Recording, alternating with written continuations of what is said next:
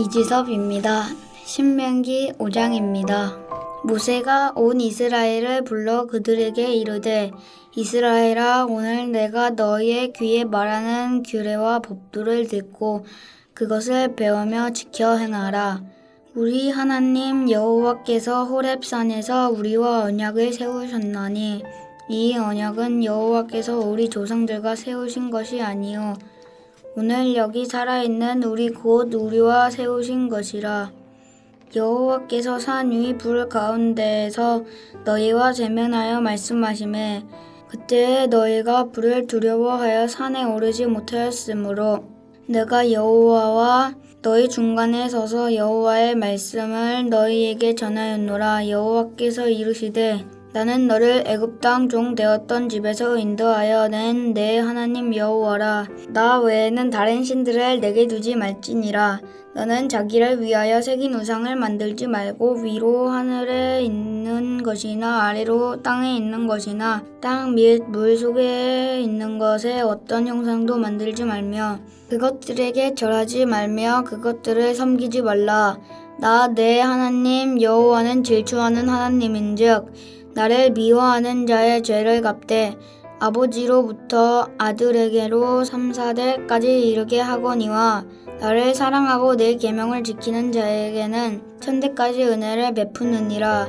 너는 내 하나님 여호와의 이름을 망령되이 일컫지 말라. 나 여호와는 내 이름을 망령되이 일컫는 자를 죄 없는 줄로 인정하지 아니하리라. 내 하나님 여호와가 내게 명령한 대로 안식일을 지켜 거룩하게 하라.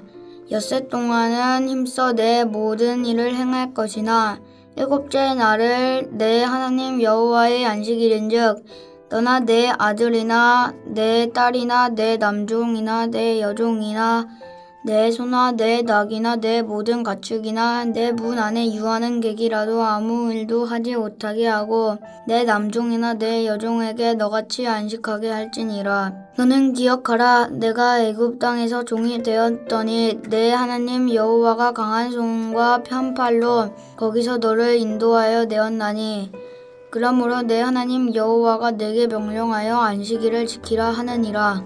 너는 내 하나님 여호와께서 명령한 대로 내 부모를 공경하라. 그리하면 내 하나님 여호와가 내게 준 땅에서 내 생명이 길고 복을 누리리라. 살인하지 말지니라. 간음하지 말지니라. 도둑질하지 말지니라. 내 이웃에 대하여 거짓 증거하지 말지니라. 내 이웃의 아내를 탐내지 말지니라. 내 이웃의 집이나 그의 밭이나 그의 남종이나 그의 여종이나 그의 소나 그의 낙이나 내 이웃의 모든 소유를 탐내지 말지니라. 여호와께서 이 모든 말씀을 산이 불 가운데 구름 가운데 흑암 가운데에서 큰 음성을 너희 총에 이르신 후에 더 말씀하지 아니하시고 그것을 두 돌판에 써서 내게 주셨느니라. 산이 불에 타며 캄캄한 가운데에서 나오는 그 소리를 너희가 듣고 너희 지파의 수령과 장로들이 내게 나와 내게 말하되 우리 하나님 여호와께서 그의 영광과 위엄을 우리에게 보이지매 불 가운데에서 나오는 음성을 우리가 들었고 하나님이 사람과 말씀하시되 그 사람이 생존하는 것을 오늘 우리가 보았나이다. 이제 우리가 죽을 까닭이 무엇이니까 이 큰 불이 우리를 삼킬 것이요 만일 우리가 우리 하나님 여호와의 음성을 다시 들으면 죽을 것이라. 육신을 가진 자로서 우리처럼 살아계시는 하나님의 음성이 불 가운데서 바람을 듣고 생존하는 자가 누구니까? 당신은 가까이 나아가서 우리 하나님 여호와께서 하시는 말씀을 다 듣고 우리 하나님 여호와께서 당신에게 이르시는 것을 다 우리에게 전하소서. 우리가 듣고 행하겠나이다 하셨느니라. 여호와께서 너희가 내게 말할 때 너희가 내 말하는 소리를 들으신지라. 여호와께서 내게 이르시되 이 백성이 내게 말하는 그 말소리를 내가 들은즉 그 말이 다 옳도다. 다만 그들이 항상 이 같은 마음을 품어 나를 경외하며 내 모든 명령을 지켜서 그들과 그 자손이 영원히 복받기를 원하노라. 가서 그들에게 각기 장막으로 돌아가라 이르고 너는 여기 내 곁에 서 있으라. 내가 모든 명령과 규례와 법도를 내게 이르리니 너는 이것을 그들에게 가르쳐서 내가 그들에게 기업으로 주는 땅에서 그들에게 이것을 행하게 하라 하셨나니 그런즉 너희 하나님 여호와께서 너희에게 명령하신 대로 너희는 삼가 행하여 좌로나 우로나 치우치지 말고 너희 하나님 여호와께서 너희에게 명령하신 모든 도를 행하라. 그리하면 너희가 살 것이요 복이 너희에게 있을 것이며 너희가 차지한 땅에서 너희 날을 길리라. 하늘에 계신 우리 아버지여, 이름이 거룩히 여김을 받으시오며 나라가 임하옵시며 뜻이 하늘에서 이룬 것 같이 땅에서도 이루어지이다. 오늘날 우리에게 일용할 양식을 주옵시고 우리가 우리에게 죄 지은 자를 사하여 준 것 같이 우리 죄를 사하여 주옵시고 우리를 시험에 들게 하지 마옵시고 다만 악에서 구하옵소서. 대개 나라와 권세와 영광이 아버지께 영원히 싸움나이다. 아멘.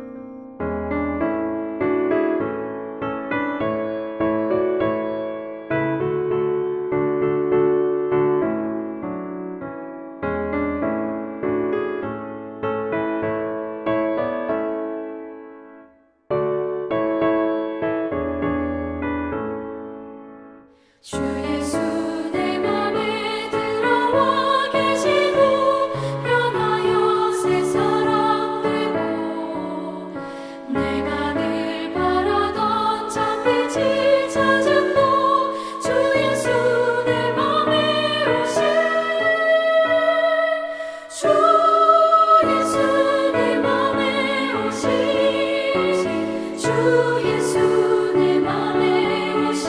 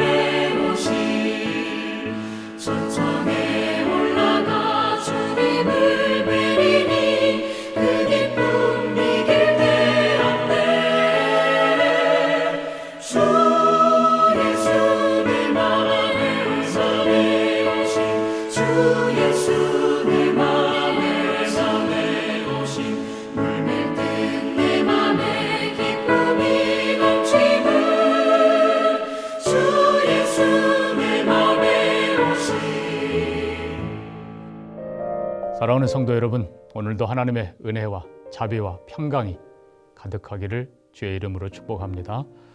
오늘 우리는 출애굽기 마지막 장 40장을 살펴보려고 합니다. 제가 마지막 부분 34절부터 봉독합니다.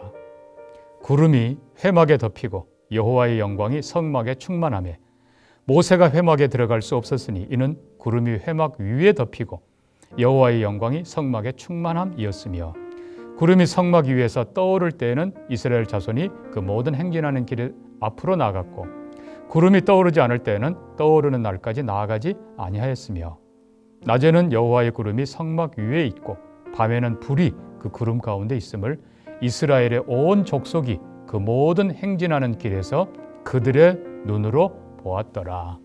아멘. 출애굽기 40장은 말 그대로 출애굽기 결론입니다. 그리고 목적입니다.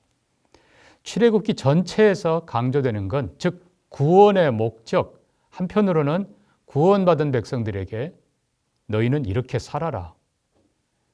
애굽인들과도 달리 가나안 백성과도 달리 하나님의 백성답게 살아라 하고 주신 것이 바로 율법이었습니다.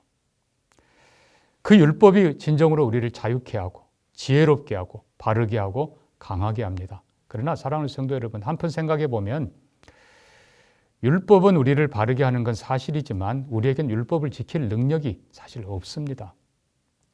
이스라엘이 비록 애굽의 노예에서 종로로 해방되었지만 여전히 종의 근성 있는 것입니다. 인간이 그렇게 쉽게 변하지 않습니다.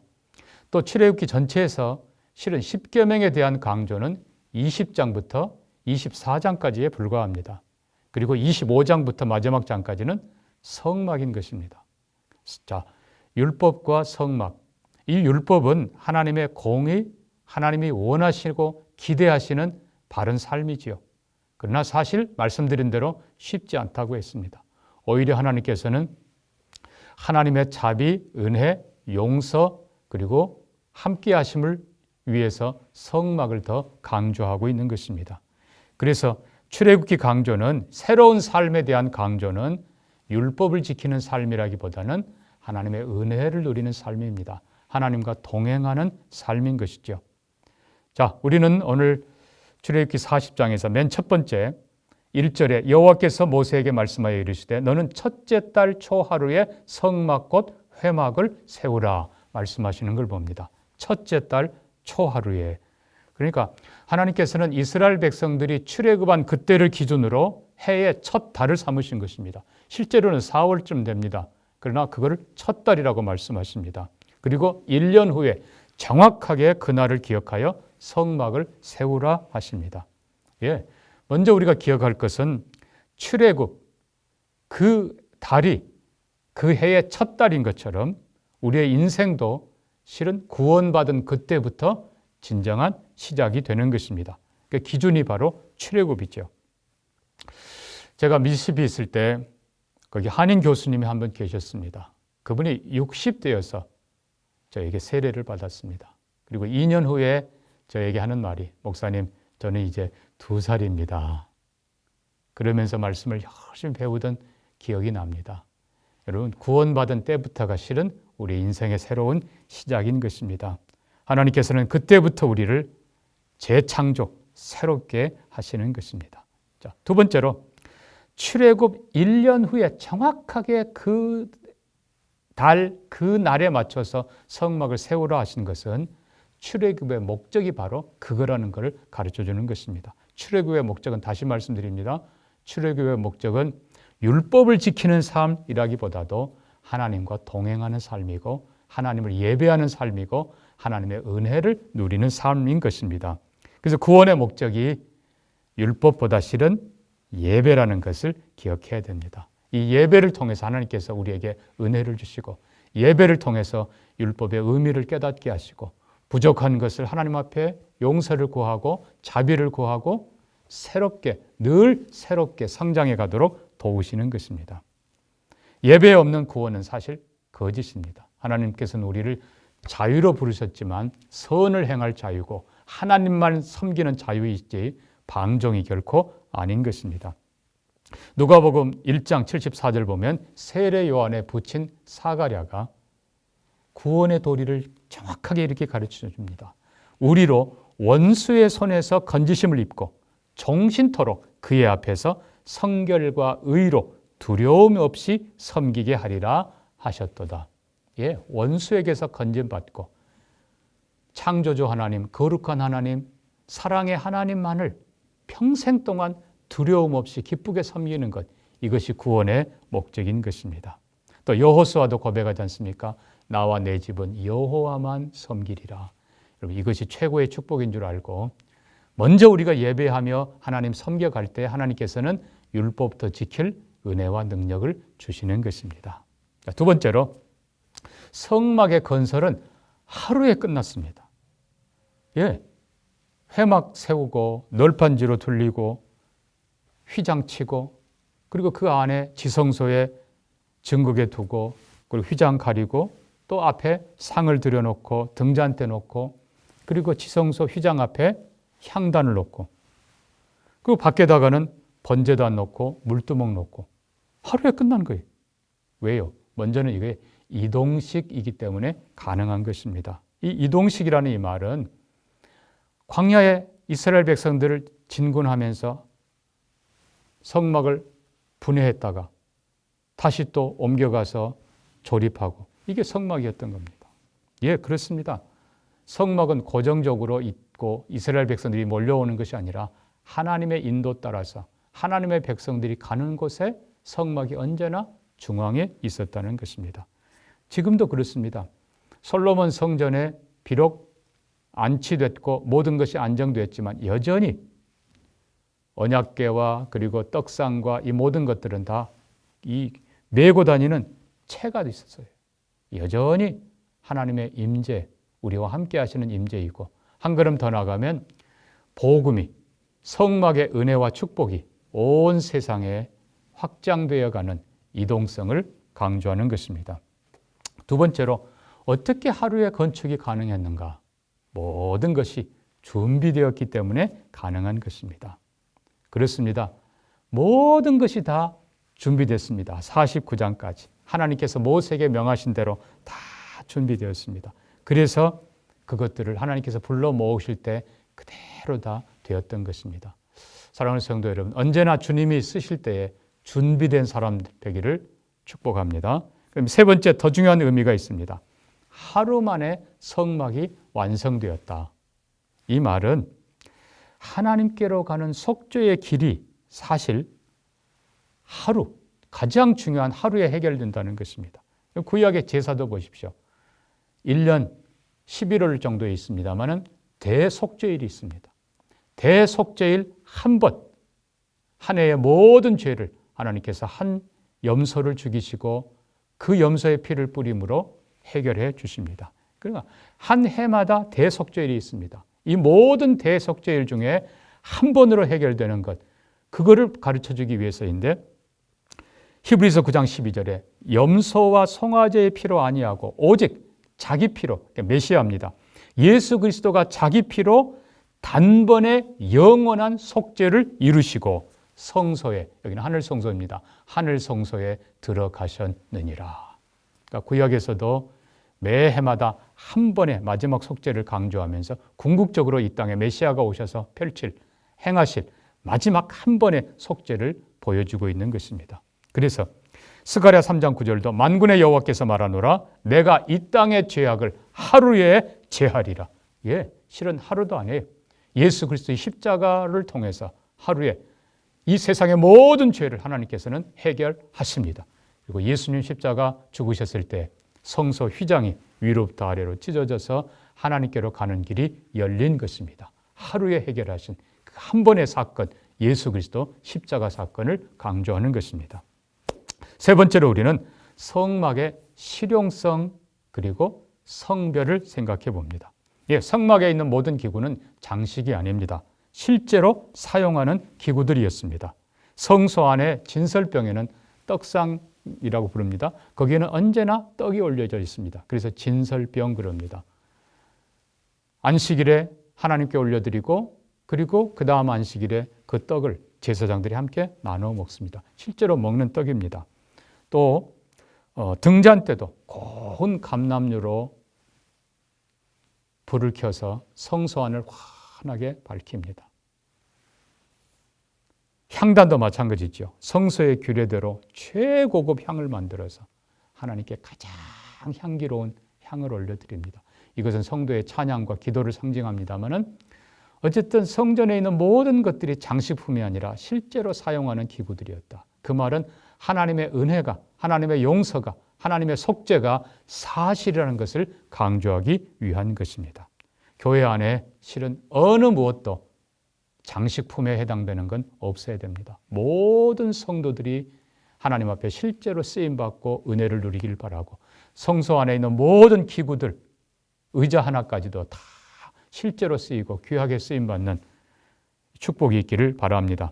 자, 이 모든 것이 다 성소 안에 있지만 하나님께서는 거룩한 관유를 만들게 하시고 대제사장으로 하여금 기구에 발라서 거룩하게 하라라고 했습니다. 성소 안에 들어와 있지만 여전히 세상 것입니다. 그러나 하나님께서는 거룩한 기름을 발라서 성별하십니다. 이 거룩한 기름이 바로 성령을 상징합니다. 오늘도 성령님이 우리와 함께 하셔야 우리가 온전한 예배를 드릴 수 있고 온전한 하나님의 백성들로 사는 것입니다. 이렇게 성막이 다 완성됐을 때에 우리가 읽은 말씀처럼 출애굽기 마지막 부분에 구름이 회막 위에 덮입니다.